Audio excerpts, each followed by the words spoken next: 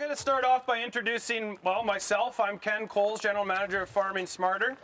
It's been a rather interesting year, to say the least. It's been a tough one, and it's going by fast, but we have some pretty neat things to show off today, despite the fact that there might not be a lot of disease.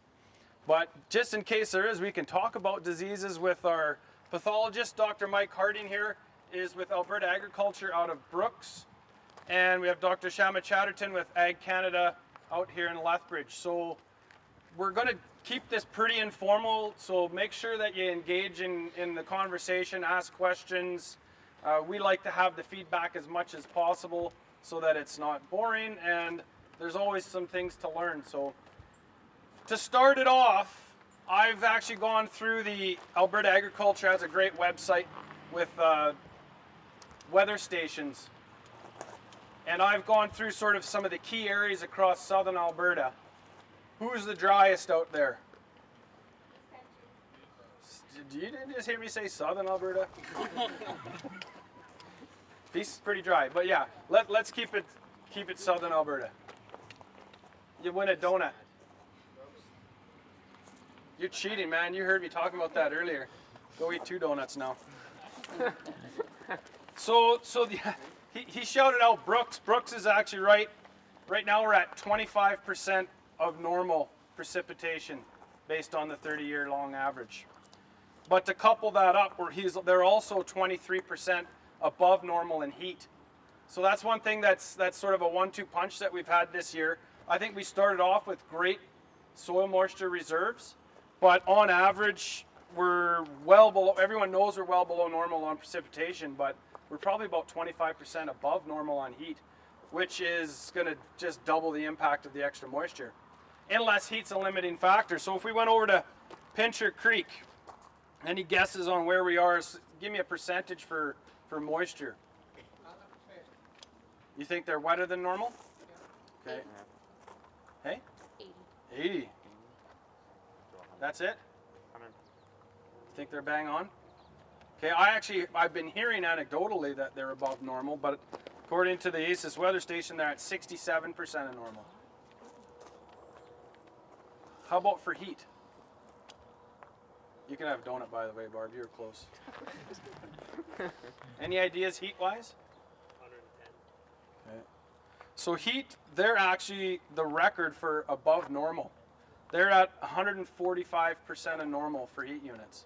So you think of Pincher Creek close to the mountains, they're a little lower on moisture than normal, but when you're talking about almost 50% more heat, that's probably the reason why their crops are so nice out that way.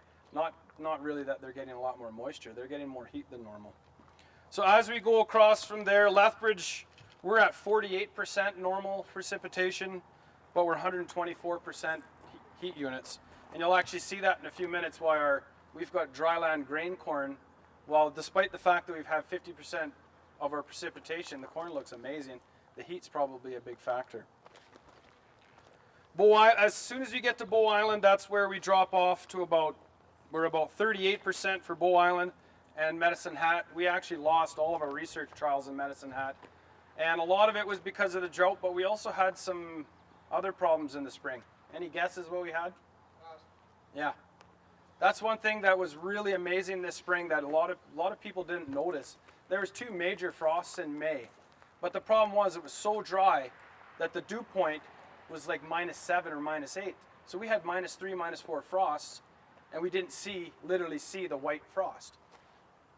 But when we went out and looked at our trials out there, like especially our small seeded things like canola and brassica carinata, we had these odd circular patterns that looked like the aliens were out there doing their crop circles on our trials. So we had already lost a lot of stuff to frost, and then no moisture and much lower water holding capacity in those sandy soils as we move east. So pretty tough year overall. Hope that that we can make do on our insurance, and then you throw hail and all those other things on there. Any other big problems you guys have been seeing out there this year? What about grasshoppers? Have you been seeing them? No, but I moved to town yesterday. Oh, okay. Yeah, I've been curious about the grasshopper thing. They do tend to come on in drought situations. Anybody see any issues yet? Saw a lot at the air show. Grasshoppers Out at on the air show? field. Oh yeah. But, The populations are ramping up, but I haven't seen any or heard of any crop Nothing damage, major? significant crop damage. It might be next year if we get another year like this. Yeah. The grasshopper issue will be a problem. Could take off. What about mosquitoes? I barely notice any of those violets either. You haven't seen any which? Mosquitoes compared to normal. No moisture. It's nice. Yeah. Go to Drumheller. There was lots there Yeah. yesterday. As soon as it's amazing. As soon as we had a few little rain showers, like more recently, I've seen the populations taken off. But yeah, they just they've been definitely reduced. Lack of moisture. Any other major issues, you guys out there? Nope.